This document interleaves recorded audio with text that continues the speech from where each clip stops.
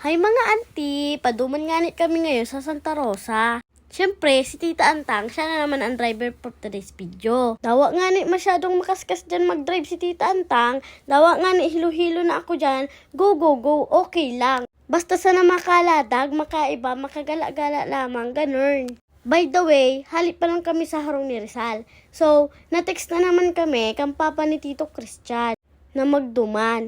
Magduman da at may lang kada asinda. Huna ko nga ni gulayon, ito palan hinog. Masabi na naman kaan si Tita Antang na maray na anday na pagbakalon. Iyo baga, mala bagata, nabanggihan na kami sa dalan. Hilinga daw. Aram nindo daw guys. Hiling-hilo na ako sa mga oras na ini. Kaya si Tita Antang na saan siging yam-yam. Aram nindo mga ante hanggang ngayon na uog ba talaga ako ta na experience ko ini. Salamat na mariki Tita Antang.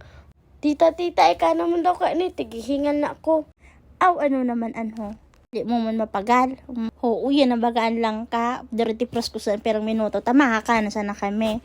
Maray ng baga ni Doy. Ta at least tayo na kami pagal mag-ubak. Mahalo na sana talaga. O siya yung na sana paaram.